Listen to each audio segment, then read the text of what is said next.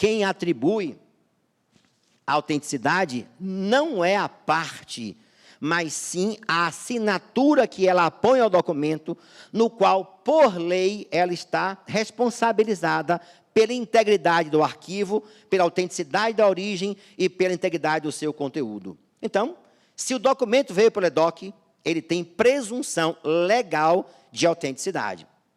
Claro, nós temos documentos aqui de processos antigos, que foram juntados na época que sequer havia o EDOC, e isso pode gerar discussões que hoje, a meu sentido, são superadas, não só pelo próprio código, e observe que ele diz que essa validade pode advir de qualquer meio. O que quer dizer isto? Se o Tribunal X criar um sistema de protocolo e abolir a assinatura eletrônica digital, e, por exemplo, inserir login e senha, pelo código novo, essa autenticidade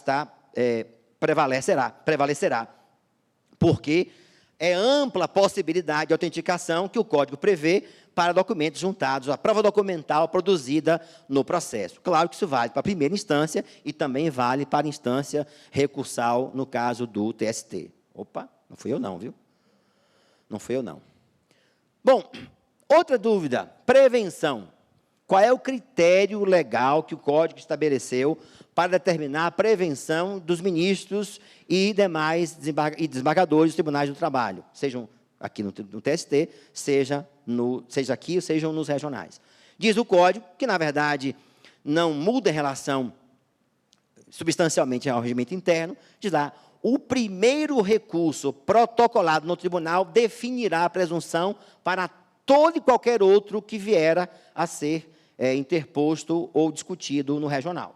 Então, o nosso regimento interno tinha uma norma, observe que define o código a figura do relator, o nosso diz o colegiado. Então, na essência, não muda muita coisa, porque o regimento interno prevê aquelas situações de que não está mais integrando o colegiado, aquele relator foi afastado, e que as normas regimentais suprirão exatamente esse espaço normativo que o Código previu, para dizer que quem conheceu pela primeira vez um recurso no tribunal ficará prevento para quaisquer outros que sejam relativos àquela questão jurídica ou não. Isto é, definiu claramente a prevenção, e, nesse caso, repito, não há maior novidade, porque o Código também já o fez, o regimento interno também já o fazia, talvez um pouco mais detalhado, inclusive discutindo ou enfatizando a fase destacando a fase de execução, que, na essência, não muda substancialmente nada. Aqui eu queria chamar a atenção, especialmente para um detalhe que eu até coloquei de laranja. Os poderes do relator. O Código, de maneira mais objetiva, definiu claramente qual é o espaço de atuação do relator proferindo decisões unipessoais, na linguagem como ele próprio utiliza. Se observarem, ele deixou de utilizar, de se valer de expressão genérica e ambígua, manifestamente improcedente, para dizer em quais casos pode o relator atuar de modo monocrático. Então, se compararmos a redação dos dois dispositivos, constataremos que o primeiro elemento que o caracteriza, o Código atual, é a objetivação. Isto é, o Código definiu em quais casos o relator pode atuar isoladamente. Não vamos discutir a atuação do relator, porque isso já é consagrado até em relação ao Supremo Tribunal Federal. Mas, analisando esses poderes, vamos constatar que ele diz lá, não conhecer de recurso, ministro Vieira de Mello, presidente da 7ª turma, não conhecer do recurso quando ele for inadmissível. O alcance dessa expressão poderia levar a uma primeira interpretação de que só seria o recurso inadequado. Isto é, o recurso não é cabível para aquela hipótese em relação à qual ele foi interposto. Mas, se observarmos, essa ideia de inadmissibilidade pode também dizer respeito a pressupostos extrínsecos do próprio recurso interposto. Exemplo, a intempestividade do próprio agravo de instrumento que discute a intempestividade do recurso de revista. Então, neste caso, a expressão onde estaria o enquadramento legal, a meu sentir, claro, ou seja, qual dispositivo no qual o relator pode se amparar para dizer o seguinte, olha, não conheço do recurso de agravo de instrumento porque ele é intempestivo. A meu sentir, estaria nesse dispositivo, inciso 3º do artigo 932, que fala em recurso inadmissível. A doutrina aponta que a ideia de admissibilidade tem a ver não somente com a adequação, mas também da falta de pressupostos extrínsecos do recurso que foi interposto. Mas aí surgiu um problema.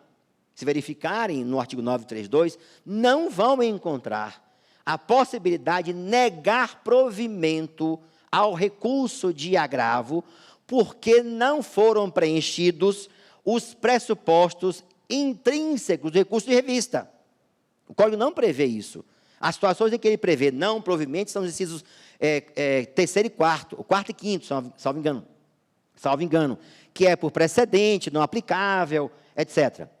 Como então fazer? Eu até fui discutir isso, e aí me permitam uma confidência. Eu conversei com meu amigo Fred de Direito. Fred, houve um problema no Código. Vocês não previram uma situação que é muito própria nossa, que é o não provimento do agravo, quando o recurso principal que se pretende destrancar não preenche pressupostos intrínsecos. Como fazer? Isso foi proposital? Qual é a razão disso? A razão, segundo ele, histórica, é a seguinte: o Código pretendeu enfraquecer os poderes do relator para agir de modo monocrático, a não ser nos casos que ele expressamente previu.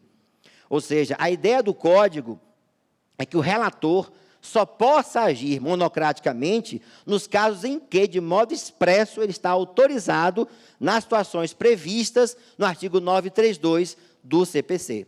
Ou seja, julgar o recurso provido ou desprovido, conforme tem ou não precedente já fixado ou já aplicado ao caso concreto.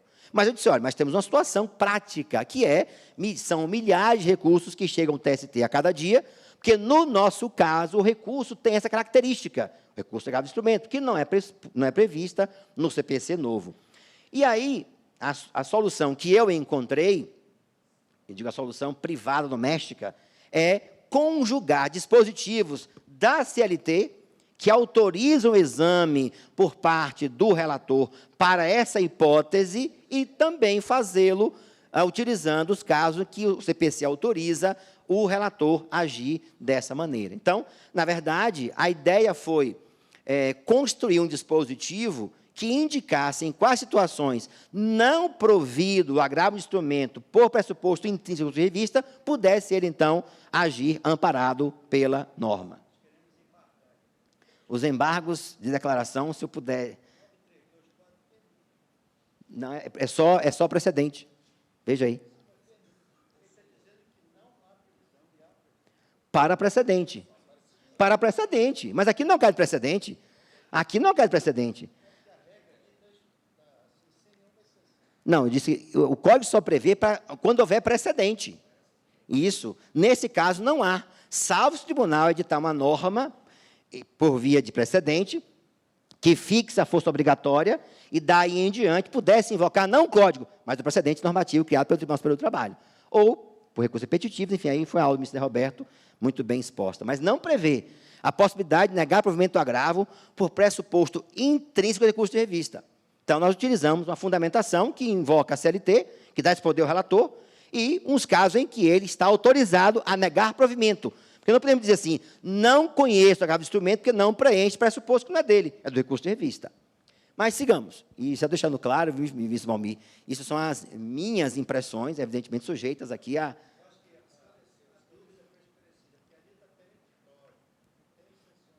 Não, tem, claro, mas eu disse aqui na minha abordagem, né? Bom, seguindo. Uma outra discussão que é muito interessante, que houve aqui, o ministro Dallazen também explicou muito bem, são as situações em que o legislador deferia ao relator a possibilidade de sanar vícios, ou seja, consertar ou permitir que a parte conserte o recurso. Bom, primeira observação, não vou voltar a isso, mas eu chamo a atenção para uma possível, tanto que eu botei aqui entre uma interrogação aqui muito grande, uma possível contradição entre dois dispositivos do Código, entre três dispositivos. Os artigos 932 e 938, que autorizam o relator a deferir prazo para sanar defeitos, Observem, o 932 amplia o que antes havia previsão tão somente para a apelação, era assim, Código 73. O 932 reforça esta previsão, isto é, defeitos, não os qualifica, mas o artigo 1029, ao tratar do recurso especial, leia-se recurso de revista, somente previu defeito formal. E teremos que enfrentar a seguinte indagação, cuja resposta não será fácil de ser construída e virá para a jurisprudência. O Código, ao tratar dos poderes gerais do relator, prevendo essa possibilidade ampla de correção de defeito, ou seja, defeito substancial, não me refiro a defeito formal, teria afastado, no caso do recurso de revista, apenas o dispositivo que prevê o defeito formal, que está repetido na Lei 13.015, nós temos aqui um aparente conflito. Para a doutrina processual civil, defeito que o Código prevê é qualquer um que não diga respeito a pressuposto intrínseco. Poderia ser corrigido. Então, aí iria tudo. Eu tenho aqui as minhas observações, as minhas ponderações, e vou mostrar, inclusive, com citações, que eu vou até adiantar aqui um pouquinho, só para mostrar, eu volto aqui, fui demais, vou achar, está aqui, que o erro grosseiro, a doutrina aponta como existente no Código de 2015.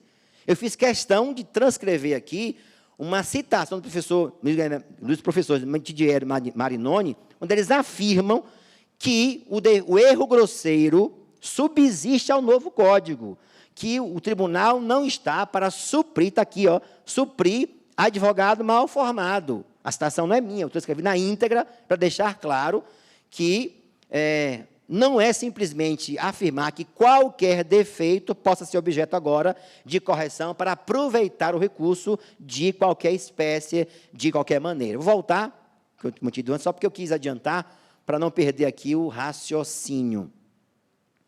Então, só voltando, para deixar claro que eu identifico uma possível contradição entre 3 dispositivos do Código, que caberá ao tribunal dizer se, de fato, no recurso de revista, o defeito corrigível é tão somente defeito formal, salvo os casos que o próprio Código prevê. Exemplo, mandato, aí não tem jeito. Mandato titular, inclusive em tribunais superiores. Aí não tem jeito, que a norma expressa do Código terá, sim, a oportunidade de regularizar depósito, mandato. Custas, o Código já previu, já dissemos que se aplica ao nosso processo as custas, mas ficou em aberto ali o depósito recursal, que valor, por exemplo, insuficiente, na meu sentir, não é defeito formal. Formal seria a guia errada, que eu acho suprível pelo Código Novo. Mas aí vai caber a jurisprudência equacionar aqui no TST qual será o alcance desse defeito sanável por concessão de prazo do relator, amparado em qualquer um dos 2 dispositivos. Fato superveniente, o Código também, de maneira clara, diz, conceituando que abrange não apenas a questão fática, mas também a questão jurídica, em que seja ela conhecida de ofício. Temos um caso muito comum aqui entre nós, que são os processos do município de Guarulhos, em que há uma decisão do Tribunal de São Paulo declarando a norma inconstitucional. Então, para mim, isso é uma questão que na turma temos discutido muito, mas, para mim, o tribunal tem que conhecer de ofício essa questão superveniente, evidentemente, claro, ao julgamento que foi no tribunal proferido. Aqui o Código apenas diz, agora, deixa claro que tem que haver a abertura do contraditório. Inclusive, mesmo quando identificada essa questão jurídica nova, durante a sessão de julgamento. Suspende-se, concede-se o prazo, as partes se manifestam e ele, então, decide. Se ela surge em vista dos autos, o vistor requer, informa ao relator, solicita a concessão de prazo, observando o artigo 10 do CPC, e aí, então, é regularizada essa questão que no caso de Guarulhos tem sido até de maneira prática pouco importante, porque ao pautar o processo, geralmente ele vem aos autos e informa, quando não foi o caso, que houve a decisão e, portanto, a provocação estaria aí submetida, a meu ver, ao tribunal, e esse dispositivo perderia um pouco a importância prática dele. Publicação de pautas já começa a identificar o conflito de regimento interno e TST. O regimento interno prevê antevéspera da sessão. O CPC prevê 5 dias antes da sessão. A meu sentir, prevalecerá o CPC. E por que o CPC prevalecerá? Por razão muito simples. Por isso que eu falei daqueles princípios anteriormente, porque ele está fundamentado no contraditório efetivo, na defesa efetiva da parte.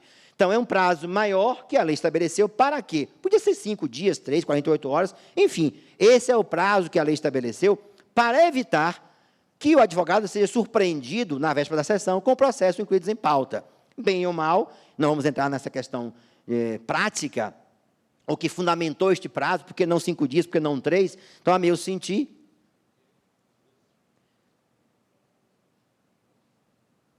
o ministro Alexandre diz assim, 5 dias úteis, digo não. Por que não? Porque, no nosso caso, aí entra o conflito entre a CLT e o CPC. Prevalecerá o prazo em dias corridos, porque nós já vimos aqui, afastou-se a incidência do CPC dessa regra que diz que os prazos serão contados em dias úteis. Então, a meu sentir, serão 5 dias, mais dias corridos, para se respeitar essa incompatibilidade na contagem dos prazos entre o CPC e a CLT. Mas afastará, isso é a minha opinião, claro, afastará o regimento interno nesse caso. Porque antes, observem, havia o vazio normativo.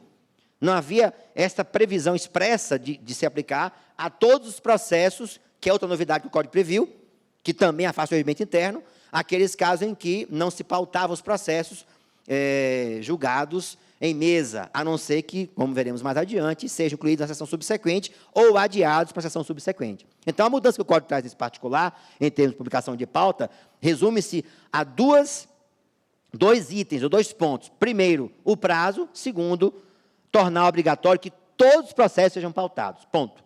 Claro, o princípio da defesa está na matriz desse dispositivo legal, para facilitar, evidentemente, a atuação do advogado na defesa do seu cliente.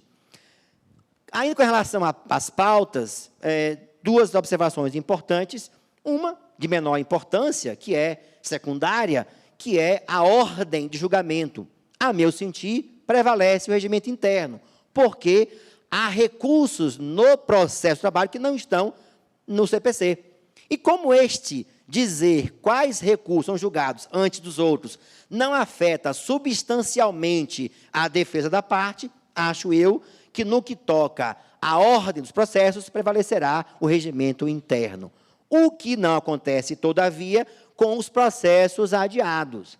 Doravante, isto é, desde o dia 18 de março de 2016, qualquer processo adiado, se não for julgado na sessão subsequente, isto é, se o relator não disser que está adiando para a sessão subsequente, a meu ver, tem que ficar expresso no adiamento, que a parte não vai saber que foi adiado para a sessão subsequente, tem que ser pautado, por expressa previsão no artigo 95 caput do CPC. Então, qual é a minha compreensão desta norma? Para que seja adiado para a sessão subsequente e dispensado a publicação da pauta, ter expresso no adiamento, na certidão de adiamento, adiado para a sessão subsequente. E, claro, que, se não for julgado por nenhuma razão, doravante, a pauta do processo se tornará obrigatória. Vamos prosseguir. Outro exemplo em que há conflito de regimento interno e o CPC, e afetará de modo direto a ordem dos processos na sessão de julgamento. Sustentação oral. A meu sentir, claro, o CPC prevê essa hipótese no artigo 937, o regimento interno também a disciplina, e vamos encontrar um pequeno conflito entre o cabimento, como disse ainda há pouco, da sustentação oral no agravo de instrumento para o processo civil e a sua não previsão para o processo do trabalho. Nesse caso, entendo eu, não há conflito que possa afastar a incidência do regimento interno, porque que no processo do trabalho, o agravo não enfrenta a decisão interlocutória como há no processo civil. Por esta razão, como o recurso pretende tão somente destrancar a admissibilidade recursal, prevalecerá o regimento interno para dizer que, embora o Código preveja essa hipótese, não há, na minha compreensão da norma, esta hipótese, esta prática, essa possibilidade no processo do trabalho. Portanto, prevalecerá o regimento interno. Mas já surgiu um problema, quer dizer, uma novidade. É o agravo interno para a SDI 2. Ministros Douglas e Felipe estão com esse problema para resolver. Que o Código expressamente diz o seguinte: quando a decisão provocar a extinção da ação rescisória e do mandado de segurança, cabe sustentação oral. Que, óbvio, os efeitos são definitivos da decisão. A decisão pode ser até de mérito. Então, é a própria admissibilidade da ação que está sendo discutida, ou a sua viabilidade em termos de prosseguimento, razão pela qual, como não há previsão na CLT, e o regimento interno não pode cercear o princípio da defesa do autor da ação que teve a ação extinta, a meu sentir, caberá, sim, aliás, cabe, desde o dia 18 de março, a possibilidade de o advogado sustentar no agravo interno, nessa hipótese, quando a decisão for extintiva. Da mesma forma que há previsão expressa no Código, e aí envolvendo turma e SDI 1, a reclamação ajuizada, a decisão do relator que extinguiu a reclamação. E, evidentemente, se houver, ministro Valmir, decisão do órgão especial, também se aplicará. Vossa Excelência é autor de uma decisão, se não me falha a memória, que extinguiu uma reclamação recentemente, ou vai extinguir, segundo conversamos. Neste caso, como a decisão é monocrática, caberá, junto ao órgão especial do TST, o advogado pleitear e, a meu ver, deferindo, com o deferimento do presidente da sessão, o direito de sustentar oralmente as suas razões, porque a decisão está extinguindo a reclamação e, portanto, por decisão monocrática, previsão expressa no próprio Código. Aqui observem, há situações em que o Código, o regimento interno prevalecerá, ou prevalece, e outras situações, a regência normativa está afeta ao CPC, como acabamos de ver. Também a novidade diz respeito a quem pode sustentar. Eu chamo a atenção porque o Código não é claro nesse particular. O amicus curiae, que observem o que diz o artigo 138 do CPC. O amicus curiae doravante passa a ser admitido em qualquer processo, cabendo ao relator definir em cada processo quais são os poderes a ele outorgados. Mas tem uma ressalva: ele não tem o direito de recorrer, a não ser em duas hipóteses: embargos declaratórios e recorrer do incidente, está lá adiante, vou falar daqui a pouquinho, desconsideração da pessoa jurídica. São os dois casos em que a lei autoriza expressamente o direito do amicus curiae de interpor recurso. Mas, mesmo antes do Código entrar em vigor, o Supremo Tribunal Federal já admitia a possibilidade de o amicus curiae sustentar os seus argumentos perante o tribunal, por uma razão muito simples. A figura do amicus curiae objetiva fornecer ao tribunal subsídios para melhor julgar a causa, esclarecer o universo da questão jurídica controvertida, subsidiar, trazer elementos que fortalecerão o tribunal naquele julgamento. E o melhor momento para isso é perante a corte. O ministro Celso de Mello tem um acórdão que ele claramente define essa possibilidade, dizendo que seria esvaziar essa figura jurídica se não lhe permitisse sustentar junto ao tribunal. O Código agora, ao qualificá-lo como terceiro, passa a admitir de modo implícito, o que o Supremo já dizia, ser cabível o seu direito de sustentar, observem, embora não tenha direito a recurso. Essa é uma hipótese atípica de argumentação, porque ele vai sustentar o que ele houvera indicado ao ser admitido no recurso como fundamentos para a sua participação como tal no processo. Com relação ao prazo para requerimento de sustentação oral, temos, de novo, um conflito entre o Código e o regimento interno. O Código prevê, o regimento interno prevê até 30 minutos antes da sessão iniciar-se. O Código prevê, todavia, diz até o início da sessão. A meu sentir, e digo também que é a minha opinião, prevalece o Código, pelas mesmas razões que mencionei com relação ao cabimento da sustentação oral, para fortalecer o direito de defesa da parte, para ampliar o contraditório, para permitir que a parte possa, junto ao tribunal, expor os seus argumentos e, obviamente, com mais condição de fazê-lo, se houver esse prazo ampliado, como diz o Código, até o início da sessão. Pela mesma razão que eu sustento, e observe que a questão normativa não trata desses temas, ela é omissa, que prevalecerá quanto ao tempo de sustentação oral para 15 minutos. Aí dirão, mas isso já havia no Código anterior, por que agora está se falando nessa novidade? Por uma razão muito simples.